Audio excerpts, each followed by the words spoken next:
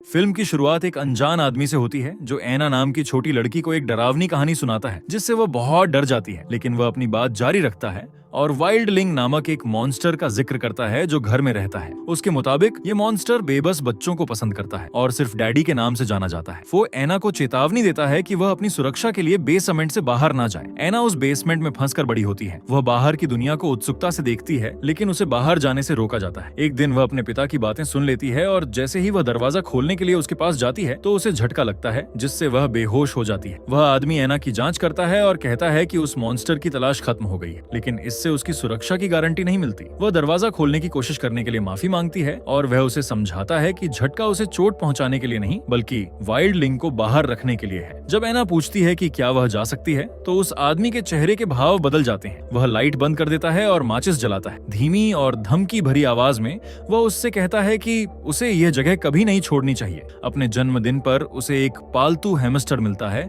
जो उसके अकेलेपन को दूर करने का एक प्रयास है। समय के साथ वह छोटा जानवर उसका एक दोस्त बन जाता है। हालांकि एक दिन वह उसे बेजान पाती है। यह नुकसान उसे बहुत ज्यादा प्रभावित करता है क्योंकि वह अकेला था, जिससे वह दुनिया कम खाली लगती थी। जानवर को बाहर करते समय वह आदमी उसे दिलासा देने की कोशिश करता है कि उसका दोस्त एक बेहतर जगह पर चला गया है और वह उसे जमीन में दफना देगा ताकि वह एक पौधे के रूप में दोबारा जन्म ले सके। रात के समय ऐना जंगल के बीच में जाग जाती है और जैसे ही वह बिस्तर से उठकर चलना शुरू करती है उसका सामना उस क्रिएचर से होता है जिसका जिक्र उसके पिता हमेशा करते हैं, जो एक बेजान शरीर को खा रहा होता है। ये सीन उसे भयभीत कर देता है, लेकिन हमें जल्द ही एहसास होता है कि यह सिर्फ एक बुरा सपना था। आदमी को खून से सनी चादरें मिलती हैं और उसे एहसास होता है कि ऐना अब औरत बनने वाली है। वह उसे धोखा देता है ये कहकर कि वह बीमार है और उसे ठीक होने के लिए दवा लेने की जरूरत है। उसे एक इंजेक्शन लगाता है। उसके 16वें जन्मदिन के दिन उसने देखा कि वह लगातार कमजोर होती जा रही है और इंजेक्शन का उस पर कोई असर नहीं हो रहा है। ऐना चाहती है कि उसके पिता उसे भी किसी बेहतर जगह ले जाएं, जैसे उन्होंने उसके दोस्त को ले गए थे। उसकी आंखों में उदासी झलकती है और वह इस बारे में सोचने लगता है। खैर, अगले दिन वह एक बंदूक लेकर आता है और ऐना पर निशाना साधता है, जो चौंक कर जाग जाती है। हालांकि वह हार मान लेता है और उसके बगल में बैठ जाता है। वह उसे अलविदा कहता है और उसे आंखें बंद करने के लिए कहता है तथा फिर सुसाइड कर लेता है। कुछ समय बाद ऐना को एक हॉस्पिटल में होश आता है। अपने आसपास लोगों की मौजूदगी से वह घबरा जाती है और भागने लगती है। उसे छत तक जाने वाली एक सीढ़ी मिलती है। वह तेजी से चढ़ती है और पहली बार धूप महसूस करते हुए खुशी महसूस नहीं कर पाती और बेहोश हो जाती है। जब वह फिर से जागती है तो खुद को बंधा हुआ पाती है और इस बार वह भाग नहीं पाती। ऐना की मुलाकात शेरिफ एलन से होती है, जो उसे शांत करते हुए बताती है कि पड़ोसियों द्वारा गोली चलने की शिकायत दर्ज कराने के बाद उन्होंने उसे बचाया था। एलन ने बताया कि वह स्थिति की गंभीरता के कारण उसे अस्पताल लेकर आई थी। उसने अपना परिचय दिया और लड़की का नाम पूछा। ऐना संघर्ष करते हुए कहती है कि उसका नाम ऐना है, लेकिन एक डॉक्टर उसे बीच में ही टोक देता है जो एलन से बात करना चाहता है। डॉक्टर ने बताया कि उन्हें ऐना के सिस्टम में ल्यूपाइड की बड़ी मात्रा मिली है और चेतावनी देता है कि अगर वे एक और दिन इंतजार करते तो उसकी मृत्यु हो जाती। एलन को इस दवा के इस्तेमाल करने का कारण समझ में नहीं आ रहा है और वह जानना चाहती है कि यह दवा कैसे काम करती है। वह बताता है कि यह दवा आमतौर पर एंडोमेट्रियोसिस के इलाज के लिए दी जाती है, लेकिन यह भी बताता है कि ऐना में वे कंडीशन नहीं दिखती और इस इलाज का कोई कारण नहीं था क्योंकि दवा काफी स्ट्रॉन्ग है और इसके गंभीर साइड इफेक्ट्स हो सकते हैं। एलन पूछती है कि क्या उसे शक है कि उसे जहर दिया गया है। वह जवाब देता है कि उसकी राय में कोई उसकी मैच्योरिटी में देरी करने की कोशिश कर रहा था क्योंकि वे किसी भी पीरियड साइकिल की पहचान नहीं कर सके। एलन कमरे में वापस आती है और ऐना के पास जाती है जो डरी हुई है, लेकिन एलन उसे भरोसा दिलाती है कि वह उसे बेड़ियों से आजाद कर देगी। रिहा होने के बाद ऐना पूछती है कि उसके पिता कहाँ हैं। एलन ने उसे बताया कि वह बच गए हैं, लेकिन उनकी हालत गंभीर है। अगले दिन डॉक्टर ऐना से मिलने आते हैं और उसे बताते हैं कि अजीब टेस्ट के बाद वह ठीक हो गई है। डॉक्टर रूनी का कहना है कि वह डिस्चार्ज होने के लिए तैयार हैं और बताते हैं कि बेलिंगटन हाउस उनके लिए एक बहुत अच्छी जगह है जहां ऐसी ही दिक्कतों का सामना कर रही लड़कियों के लिए बहुत अच्छे थेरेपिस्ट हैं। उस जगह का नाम सुनते ही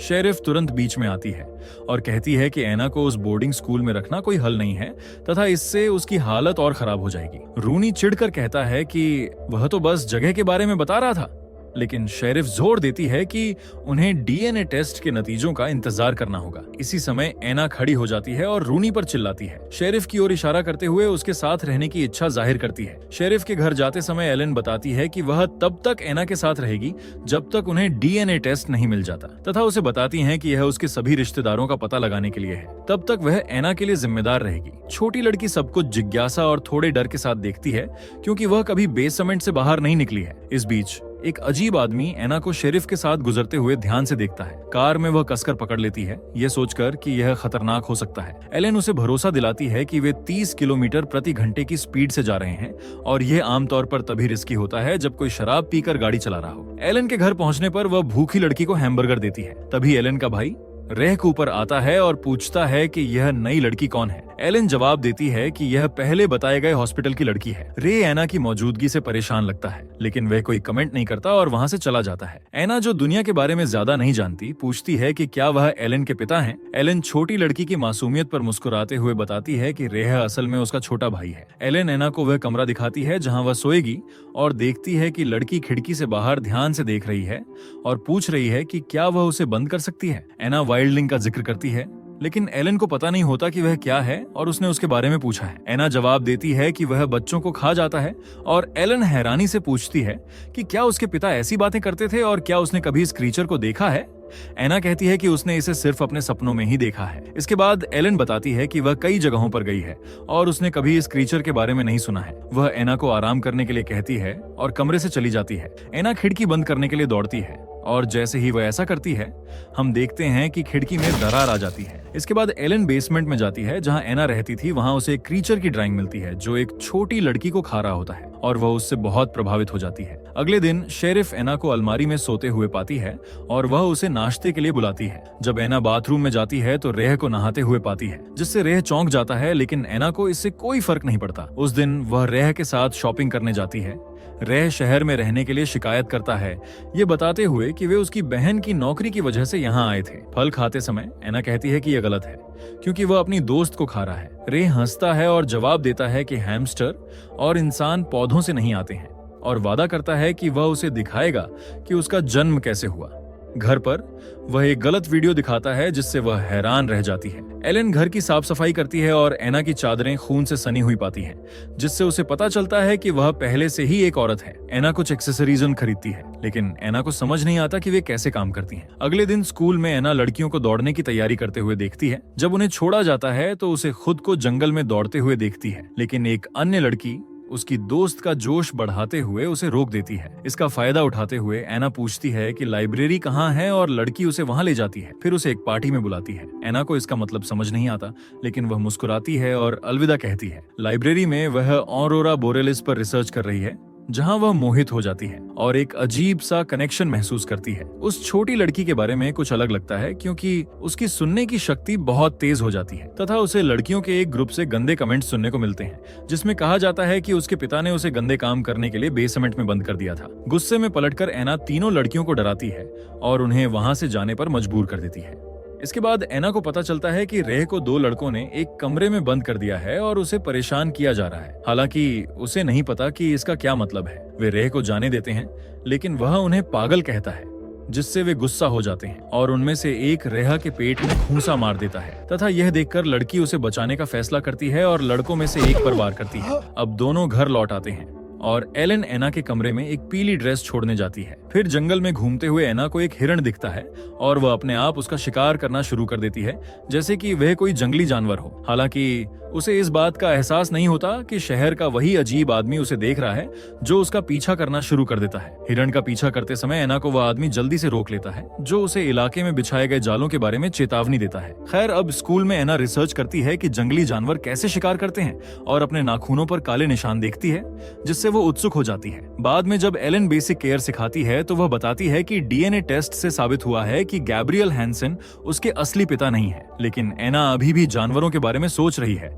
इसलिए ध्यान नहीं देती। एलन उसे असलियत में वापस लाती है तथा इस बात पर जोर देती है कि राज्य एना को हमेशा के लिए उनके साथ रहने की इजाजत नहीं देगा और एलन उसे एना के असली माता पिता की तलाश शुरू करनी होगी। खैर, रात में एना आसमान में तारे देख रही होती है, तभी रेह आता है और पूछता है कि क्या वह एग्जाम की तैयारी कर रही है। सवाल को नजरअंदाज करते हुए एना पूछती है कि क्या उसने कभी ऑरोरा बोरेलिस देखा है। रेह जवाब देता है कि उसने नहीं देखा है क्योंकि वह बहुत दूर है, लेकिन वह इसे देखना पसंद करेगा। इससे एना को खुशी की एक चमक मिलती है जो उसे एक जंगली जानवर की तरह सूंघना शुरू कर देती है, जिससे रेह हैरान रह जाता है। तभी एक अजीब सी आवाज सुनकर और शहर से आती तेज रोशनी को देखकर वह रेह से पूछती है कि इसका क्या मतलब है। वह कहता है कि शायद जेन एक पार्टी कर रही है। तभी उत्साहित एना बताती है कि जेन उसकी दोस्त है। जब शेरिफ काम से लौटती है और उन्हें जाते हुए देखती है तो एना उसे बताती है कि वे एक पार्टी में जा रहे हैं। वहां पहुंचने पर एना हर चीज को उत्सुकता से देखती है, हर कोने को ऐसे देखती है जैसे वह कोई नई जगह हो। बाद में कुछ पीते समय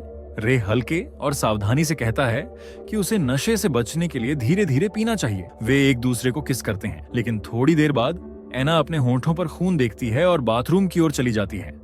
रेहा उसके पीछे आता है और एना खुद को बाथरूम में बंद कर लेती है और खून थूकने लगती है। उसे पता चलता है कि उसका एक दांत गिर गया है। अपने मुंह के बाकी हिस्से को चेक करते हुए उसे पता चलता है कि एक और दांत भी निकल आया है, जिससे वह डर जाती है। इसी बीच रेह आता है और उसे घर जाने के लिए कहता है। घबराहट में एना बाथरूम की खिड़की से भागने का फैसला करती है और जैसे ही वह बाहर निकलती है वह देखती है कि कोई उसका पीछा कर रहा है। वह जंगल से भागने लगती है जहां उसे गुर्राने की आवाजें सुनाई देने लगती हैं। तभी अचानक एक क्रीचर उस पर हमला करता है जो उसके कपड़े फाड़ने की कोशिश कर रहा होता है। जब उस पर हमला होने वाला होता है तो एना उस क्रीचर की गर्दन पर काट लेती है, जिससे वह मर जाता है। आखिर में पता चलता है कि यह वह लड़का था जो रेहा के साथ छेड़छाड़ कर रहा था। एना को अपने की का एहसास होता है, इसलिए वह जंगल में और आगे जाने का फैसला करती है। आगे उसे एक घर मिलता है और अंदर जाने पर उसे पता चलता है कि यह वही जगह है जहां उसने अपना बचपन बेसमेंट में कैद होकर बिताया था। अपने पुराने घर को याद करते हुए एना फिर से बेसमेंट में जाती है, जहां वह अपने बिस्तर पर लेट जाती है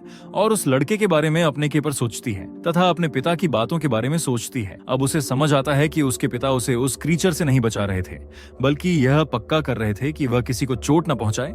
अगले दिन वह अपने शरीर से सारा खून धोने के लिए नहाती है और अपने पिता के कपड़े पहनती है तथा शेरिफ के घर वापस जाने लगती है। रास्ते में शहर के लोग उसे शक की निगाह से देखते हैं जब तक कि एलन उसे ढूंढ नहीं लेती। एलन एना से पिछली रात की घटना के बारे में बात करने की कोशिश करती है और पूछती है कि उसने उसे जो ड्रेस दी थी वह कहाँ है। एना जवाब देने से मना कर देती है, लेकिन उसी समय कोई दरवाजा खटखटाता है।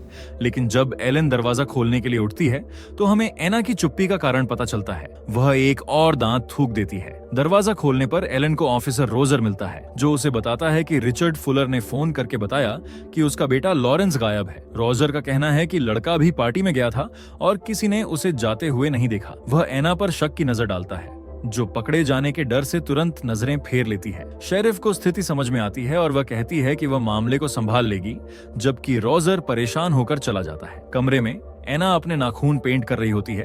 तभी एलेन उससे पूछताछ करने आती है और पूछती है कि क्या उसने लॉरेंस के साथ कुछ किया है। एना जवाब देने से मना कर देती है, जिससे एलेन बहुत चिढ़ जाती है। इसी समय रे आता है और कहता है कि वह उससे अकेले में बात करके पता लगाने की कोशिश करेगा कि क्या हुआ था। जब वे अकेले होते हैं तो रे कहता है कि वह उस खून के बारे में नहीं बताएगा जो उसने देखा था और एना के मुंह की जांच करने के लिए कहता है। ऐसा करने पर वह यह देखकर चौंक जाता है कि एना के कई दांत नहीं हैं और डर कर कमरे से बाहर भाग जाता है और एलेन को बुलाता है और कहता है कि उन्हें एना को हॉस्पिटल ले जाना है। वह उनकी मदद नहीं चाहती और जंगल से अकेले ही चलकर भागने का फैसला करती है। रात में वह एक घर पर चढ़ जाती है और शहर को देखती है। उसे लगता है कि वह वहां की नहीं है और हमेशा के लिए वहां से जाने का फैसला कर लेती है। जंगल में घूमते हुए एना उसी आदमी से मिलती है जो पहले आया था, जो उसे मांस का एक टुकड़ा देता है और उसका म्यूटेशन चेक करने के लिए उसके पास आता है। वह कहता है कि उसका इंतजार कर रहा था और बताता है कि वह अपने जैसे और लोगों को ढूंढ रहा है। एना को देखते हुए वह पूछता है कि क्या वह जानना चाहती है कि उसकी माँ कहाँ है, और उसे एक गुफा में ले जाता है जहां एना को अपने जैसे कई जीवों की हड्डियां मिलती हैं। फ्लैशबैक में हमें पता चलता है कि उसके दत्तक पिता गैब्रियल भी एक शिकारी थे। एना की मां को मारने के बाद उसे पता चलता है कि उस जानवर का एक बच्चा है और वह उसे मारने के लिए खुद को तैयार नहीं कर सकता। उसके साथी उससे पूछते हैं कि क्या उसने आखिरी जानवर को मार दिया है और वह जवाब देता है कि वे एना की सुरक्षा सुनिश्चित करते हुए सभी को खत्म करने में कामयाब रहे। फिर उसे गैब्रियल के साथ बिताए पल याद आते हैं और वह उससे हॉस्पिटल में मिलने का फैसला करती है। कमरे में पहुंचने पर वह उसका सामना नहीं कर पाती और फिर से उस जगह से भाग जाती है। एलन फोरेंसिक तस्वीरों को एनालाइज करती है जहां एना की ड्रेस बॉडी के बगल में है। वह डॉट्स को जोड़ती है और बेसमेंट में मैकोब की ड्राइंग को याद करती है तथा एना के मॉन्स्टर होने की संभावना से डर जाती है। एना शेरिफ के घर लौटती है और उसे गले लगाने के लिए दौड़ती है। उसी समय एलन की नजर लड़की के बड़े बड़े पंजों पर जाती है। वह जल्दी से उसे पकड़ने के लिए अपनी हथकड़ी का इस्तेमाल करती है। तभी रेह आता है और पूछता है कि क्या हो रहा है। एलन बताती है कि उसे पास में एक जवान आदमी की बॉडी और एना की ड्रेस मिली है, जिसके बाद उसे पुलिस चौकी ले जाया गया। जहां उसे गिरफ्तार कर लिया जाता है। एलन एना की बात सुनना चाहती है, लेकिन लड़की धोखा महसूस करते हुए बोलने से मना कर देती है। जब एना आईने में देखती है तो उसे पता चलता है कि उसके दांत भी अपनी माँ की तरह नुकीले निकल रहे हैं। उसे एक व्यक्ति मिलता है। वह सोचती है कि यह शेरिफ है, लेकिन कुछ अलग महक आने पर उसे पता चलता है कि यह गैब्रियल है। उसके दत्तक पिता ने उसे बताया कि वह उसे अपने साथ रहने के लिए ले गया था, तथा उसने जैस्पर नामक एक कुत्ते का भी जिक्र किया जो गुस्से में आकर गैब्रियल को काट लिया, जिसके कारण उसे उसकी कुर्बानी देनी पड़ी। वह बताता है कि उसने सभी वाइल्डलिंग्स को खत्म करने की कसम खाई थी, लेकिन नाकाम रहा, जिसके कारण उनके कुत्ते की जान चली गई। गैब्रियल एना को एक जानलेवा इंजेक्शन देता है और उसे एक बेहतर जगह ढूंढने के लिए कहता है। ऑप्शन पर सोचते हुए एना सवाल करती है कि उसने उसे क्यों नहीं बताया कि वह एक वाइल्डलिंग है, और गैब्रियल जवाब देता है कि वह उसे छोड़ना चाहता था। एना यह जानने पर जोर देती है कि वह उसे क्यों बचाना चाहता था, और वह मानता है कि यह एक गलती थी। अगले दिन एलन एना के लिए साफ कपड़े लाती है और उसे बिस्तर के नीचे पाती है। एना उस पर हमला करती है और भागने से पहले उसे सेल में बंद कर देती है। बाहर आकर वह रेह को स्क्वाड कार में पाती है और भागने में मदद मांगती है। रेह मान जाता है, लेकिन पूछता है कि वे कहाँ जा रहे हैं। एना बताती है कि वे नॉर्दर्न लाइट्स की तरफ जाना चाहती है। रेह उसे चेतावनी देता है कि यह पागलपन है, क्योंकि वह एक भगोड़ा है। एना जवाब देती है कि वह एक वाइल्डलिंग है और उसे वहां जाना है। रेह कार रोककर समझने की कोशिश करता है, लेकिन एना जंगल की तरफ चली जाती है। वह उसका पीछा करने का फैसला करता है और दोनों जंगल में घूमना शुरू कर देते हैं। एक समय पर एना ठंडी नदी में नहाती है, जबकि रेह हिचकिचाता है। उस रात दोनों एक कैंप फायर के पास साथ होते हैं। रेह कहता है कि उसने गीले कपड़े पहने हैं, इसलिए वह बीमार पड़ सकती है, और उसे गर्म करने में मदद करने के लिए उसके पास जाता है। जैसे जैसे वे पास आते हैं, टेंशन बढ़ती है, जिसके कारण एक किस होता है और एना रेह के साथ अपना पहला अनुभव करने का फैसला करती है। इस बीच रॉजर गैब्रियल को ढूंढता है और उसे एना का शिकार करने के लिए दूसरों को इकट्ठा करने के लिए कहता है, लेकिन गैब्रियल गुस्से में आ जाता है और लड़की के भागने देने के लिए रॉजर को दोषी ठहराता है। अगले दिन एना रेह के बगल में उठती है और महसूस करती है कि उसके नाखून अजीब तरह से बढ़ गए हैं। रेह देखता है कि यह इतना बुरा नहीं है जिनका वे सामना कर रहे हैं। वे ऑरोरा बोरियालिस की ओर निकल पड़ते हैं। पुलिस और शिकारी खूनी कुत्तों के साथ उनका पीछा कर रहे थे। कुत्तों की मौजूदगी का एहसास होने पर एना रेह से तेजी से चलने को कहती है। जब वे एक खुले मैदान में पहुंचते हैं तो शिकारी उन पर हमला करके फायरिंग शुरू कर देते हैं। रेह को गोली लग जाती है और वे दोनों जंगल से भागने की कोशिश में झुक जाते हैं। हालांकि वे खुद को एक चट्टान के सामने पाते हैं और शिकारियों के आने की आवाजें सुनते हैं।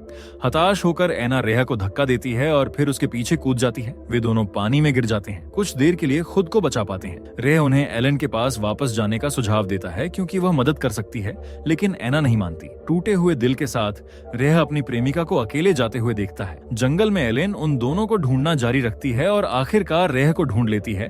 उससे पूछती है कि उसे किसने गोली मारी, लेकिन वह जवाब देता है कि उसे नहीं पता। एलन को यह जानकर दुख होता है कि एना ने जाने का फैसला कर लिया है। इस बीच एना खाने की तलाश में शिकार करने की कोशिश करती है, लेकिन हिरण को पकड़ नहीं पाती और बारिश होने की वजह से छिपने का फैसला करती है। गैब्रियल और दूसरे शिकारी पास में ही एना को ढूंढ रहे हैं। शिकारी की मौजूदगी का एहसास होने पर एना मिट्टी से खुद को छिपा लेती है। आदमियों को उसके बालों का एक टुकड़ा मिलता है और वे खोज जारी रखते हैं, इस बात से अनजान कि वह उनके ऊपर है। घटना को 3 महीने बीत जाते हैं, लेकिन शिकारी अभी भी एना को ढूंढ रहे हैं, जो अब ज्यादा से ज्यादा जानवर की तरह बर्ताव करती है और जंगल में घूमती रहती है। रेह घर लौटते हुए रोजर को गैस के डिब्बे भरते हुए पाता है।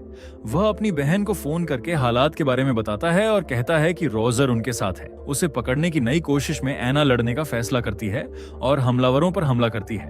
उनमें से एक को मार देती है। एलन शिकार की जगह पर पहुंचती है, लेकिन उसे कोई नहीं मिलता। रोजर के वापस आने से पहले एना एक और आदमी पर हमला कर देती है, लेकिन फिर भी वह उसे ढूंढ नहीं पाते। इस बीच एना एक और शिकारी को अपने जाल में फंसा लेती है और एलन को जल्द ही उस आदमी की बॉडी मिल जाती है। जब वह और पुलिस बुलाने वाली होती है तो रोजर पीछे से हथियारों के साथ आता है और उसे अपने हथियार जमीन पर रखने का ऑर्डर देता है। एलन मान जाती है और रोजर कहता है कि उन्हें उस लड़की को पनाह नहीं देनी चाहिए थी। जैसे ही वह बोलना खत्म करता है, एना पीछे से आती है और उसे तुरंत मार देती है। लगभग पूरी तरह बदल चुकी एना एलेन का ध्यान खींचती है, जो अपनी बंदूक निकालकर उस पर तान देती है। एना अपना पेट दिखाती है और कहती है कि उसे एलेन से एक भतीजी होने वाली है, जिससे उसे भागने का समय मिल जाता है। शिकारी एना को भागने से रोकने के लिए पूरे जंगल को जलाने का फैसला करते हैं, जिससे उसके चारों ओर आग का घेरा बन जाता है। वह भागने की कोशिश करती है, लेकिन आग उसे घेर लेती है और वह उस गुफा के पास छिप जाती है जहां उसके माता पिता मारे गए थे। धुआं का उस पर असर होने लगता है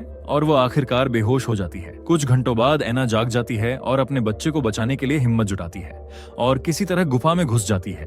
उसी समय गैब्रियल द्वारा चलाए गए ट्रैंक्विलाइजर से उसे गोली लग जाती है, जिससे वह बेसुध होकर जमीन पर गिर जाती है। गैब्रियल उसके पास आता है और कहता है कि उसके लिए एक नई चीज है और वह बच्चे को निकालने के लिए उसका पेट काटना शुरू कर देता है। जब वह ऐसा करने ही वाला होता है तो एना किसी तरह हिल जाती है और गैब्रियल की मशाल से उसे जला देती है और इस तरह बच निकलती है। गैब्रियल अलर्ट रहता है लेकिन इससे कोई फर्क नहीं पड़ता। एना जल्द ही फिर से आती है और उसे मार देती है। बेहोश होने से पहले जोरदार दहाड़ती है। जब वह जागती है तो उसे एहसास होता है कि पहले वाला अनजान आदमी उसकी देखभाल कर रहा है और उसे ज्यादा आराम महसूस होता है। अगली सुबह फायर फाइटर आते हैं और आग बुझाने में कामयाब हो जाते हैं, जबकि एलन और रे एना को ढूंढते हैं। उसी समय उन्हें नदी के दूसरी तरफ एना दिखाई देती है, लेकिन वह जल्द ही दूर चली जाती है। फिल्म एना के बच्चे को जन्म देने और ऑरोरा बोरियालिस तक पहुंचने के साथ खत्म होती है, जिससे उसका बचपन का सपना पूरा होता है।